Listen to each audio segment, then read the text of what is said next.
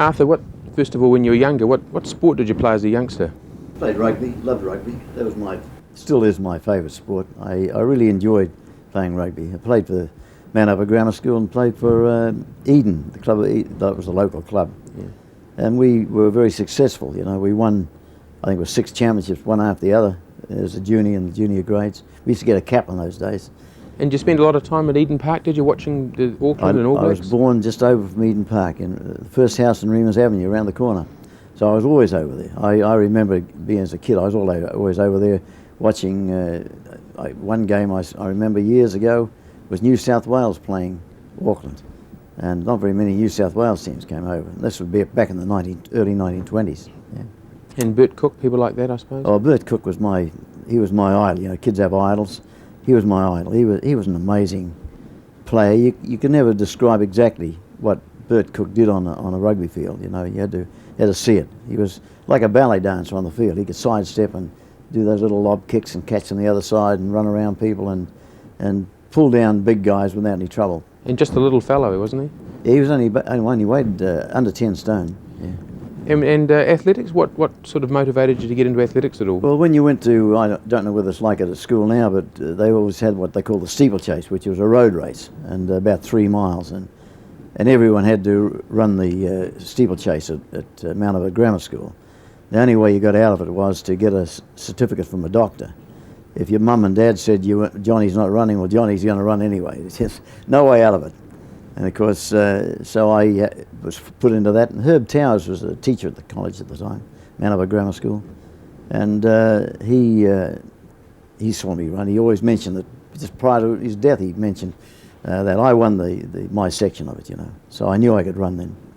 And nothing like training in those days, anything like that? No, when I went to work, because we were in the middle of the Big Depression, and I only did 2 years at high school, though I was a very good student. I got good marks, but once my father lost his money, he was a builder. That was the end of it, and I was lucky to get a job. And I went to work and happened to be working with a guy called Jack Cargill, who was one of the best sprinters in New Zealand. He used to place in second or third, and he got me to join the Lydiard club. So I went out there, and training consisted of 1 day a week during the week, going down Eden Park and running around the cricket oval a few times, and we used to go on the ground 2, you know, we used to train there. And we'd do a couple of sprints and then go and have a shower and a bottle of stout. I don't know why we had a bottle of stout. I never worked that out, but that's what they did. Yeah, and that was the training for the week, yes. And did you smoke back then? Everyone smoked. You never found anyone who didn't smoke. Everyone smoked. There was no one ever thought about their health. And I seem to be one of those people, if I do anything, I do it properly. I was a heavy smoker. Yeah, so, you know, until you started to think about your health, no one really thought much about it. Yeah. And then I think F.A.M. Webster's book had a big effect on you a bit later. Yeah, in the Lydiard Club they had a sports library, and it was invaluable because they didn't have many books, but it was an invaluable acquisition in the club. And they had a book called The Science of Athletics, which I acquired a copy of later on. It wasn't very scientific, but he was a far-thinking man. And of course, in those days, there weren't very many physical education colleges as such. And Loughborough College in England was one, and I think there was another one in Sweden, and maybe 1 or 2 in America. And he believed at that time, he said he believed that a man could run under 4 minutes for a mile. When you realise at that time the mile record was 4:13, and the reason he gave is because they have the speed to do it, but they don't have the endurance to maintain the speed. He said, in other words, lots of people can run 50 seconds or even faster for 400 metres, but what they can't do is run 60 seconds 4 times. So he said they've got to develop more endurance. So at that time I was starting to think about my health. I'd finished playing rugby, and I was smoking, and I picked up a book about smoking and showed photos of a guy's lungs all withered up like a piece of leather, and scared the devil out of me. So this guy died of emphysema, and so I threw the cigarettes away and went for an hour's run, and I came back and urinated blood and thought my lungs had been ripped out, and that was the last time I smoked. So. Did you have that sort of a mind, Arthur, that you would be interested in reading a coaching book at that stage? Yes, we read the books. That's at that time was when I started running again more seriously, that I started to read Webster's book. So I started training twice a day, 7 days a week. I don't think anyone in New Zealand, probably a few people in the world, were doing that. And I had a mile measured out where it's all houses now, but it's all paddocks at those days. And I used to run this mile up and down, and you know, and then I used to go for long runs. I actually ran 250 miles a week for about 6 weeks. Well, a lot of guys can run that in one run now, but I did it for 6 weeks, and going to work and everything, it became too tiresome. But I realised at that time, it doesn't matter what exercise you got involved in, whether you cycled or ran or whatever you did, you can do too much or too little of it. You can do it too fast or not fast enough. You can do it at the right time or the wrong time. That's basically what training's about. It's a matter of a balance in training and understanding how to evaluate it.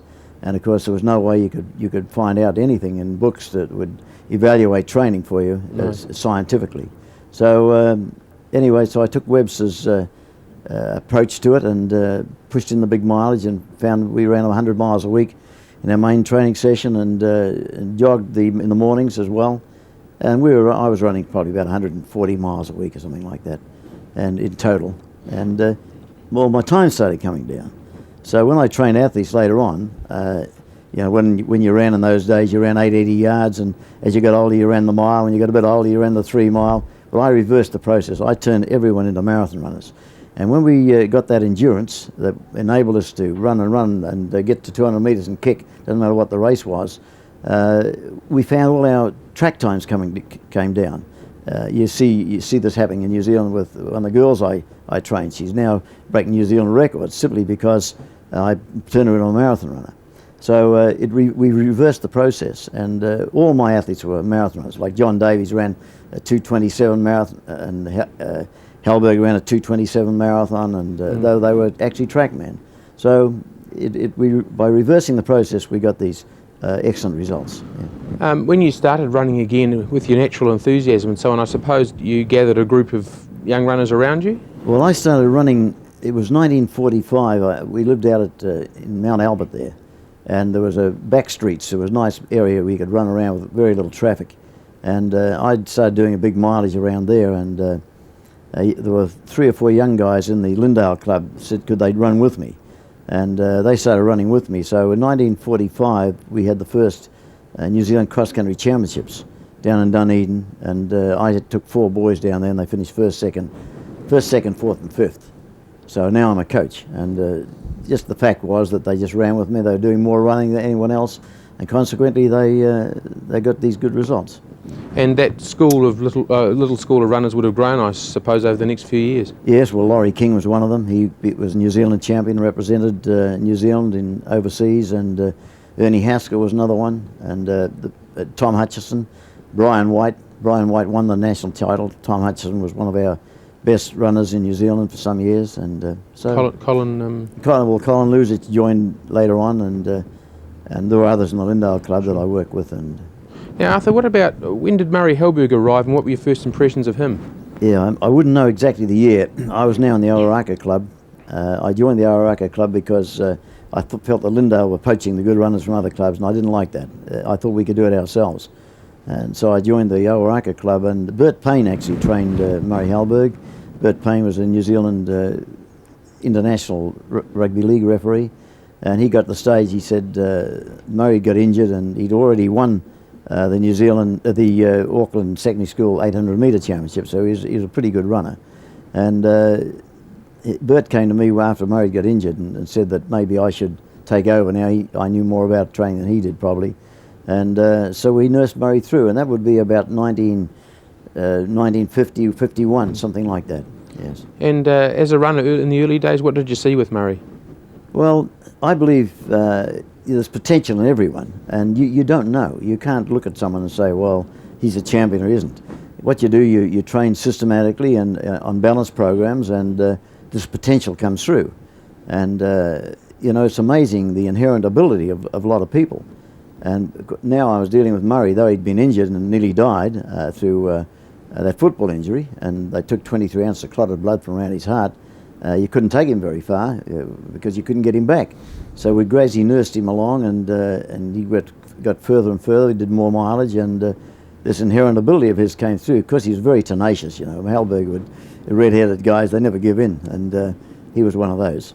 And soon after, I think Barry McGee joined the school as well, didn't he? I was running down in around the bridges in Hamilton, and I could place probably second or third in Auckland at that time, and Waikato and that, and I couldn't get rid of this young guy. He was hanging in there, and I was trying to put in wind sprints and couldn't get rid of him. And I realised afterwards, I said it was Barry McGee, and I talked to him. I said, Barry, I said, you know, you're a pretty good runner. You know? And he's so economic. He just runs so smoothly. So I said, if you like to come and help work with us, and he said, I'll join the Lydiard club. I said, no, you stay where you are in Wesley. You can do more good there, and we trained Barry from then. And the other one, the big name at the time, I suppose, Bill Bailey arrived, did he? Yeah, Bill Bailey came and asked me could I help him, and Bill was a very good runner, as you know. He had a lot of pace, and very, very tenacious.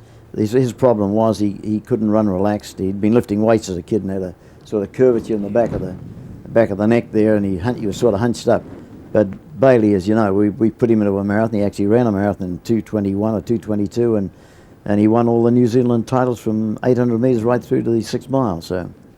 And your own marathon running, Arthur, you competed at the Empire Games in 1950. Yeah, I was just saying on anniversary day here, when it was about 30 degrees out where I live, and I was just saying to the boys I work with out there, I said, look, I said, how would you like to start today at 11 o'clock in the day and run a marathon? They said, they wouldn't, you know, they couldn't believe it, but that's when we ran the marathon.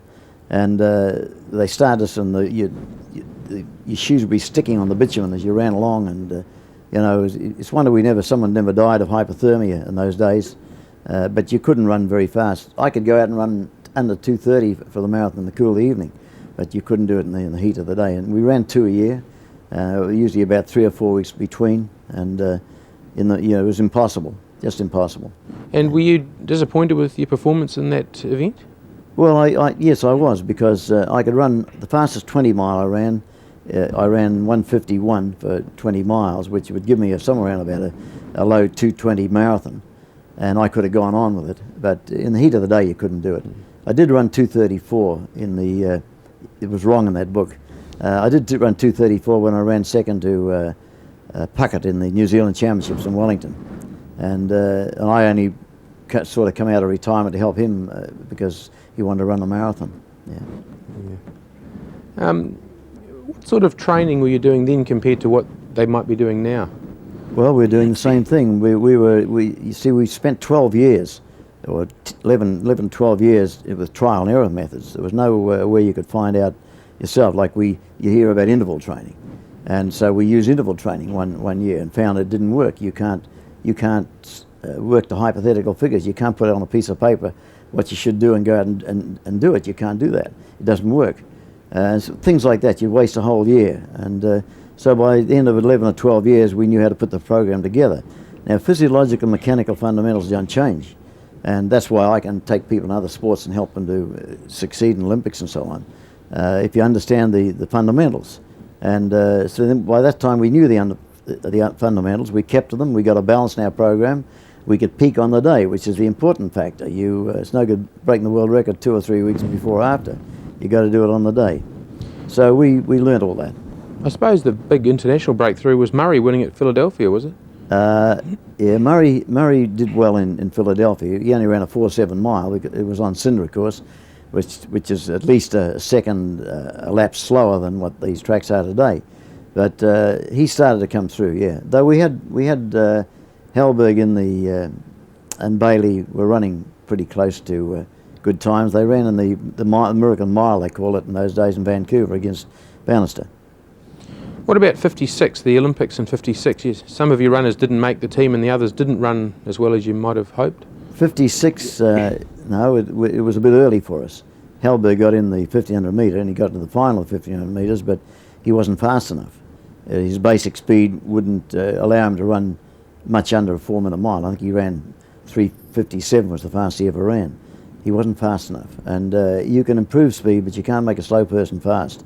And you've got to decide by your basic speed what event you're best suited for.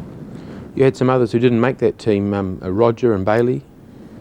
Roger was one of the potentially great runners of this country who never fulfilled that promise, simply because he was disheartened. They didn't pick him when they should have. He got a job over the Melbourne Olympics, helping sweeping the tracks and keeping the leaves off things, and watching guys train who he could run faster than. And he was a wonderful potential. What about 58? Murray winning a gold medal there, I suppose that was another big breakthrough. Yeah, by that time we put the program together. We knew what to do, and we could eliminate any mistakes, and we could peak him on the day. Did you set the programs for these fellows before they went to the games? Well, I trained them right through, yes, and set the program and decided on the tactics we'd try to use. That's when Hellberg in Cardiff ran 3 laps to go. He took off, and we used the same tactics in Rome, because we had that physiological advantage, the coordinated training that we used, and we knew that the other guys training interval training would need a rest period. They trained to run fast and have a rest, run fast, have a rest, and we knew in the race they'd be looking for a rest period, and that's what happened. While they were having a rest, he took off. That must have been very thrilling for you back home to hear that, all the same. Well, it vindicated what we were doing. You know, young people place their faith in you, their potential, and you have that responsibility. And if you don't know what you're doing, well, you shouldn't be training them.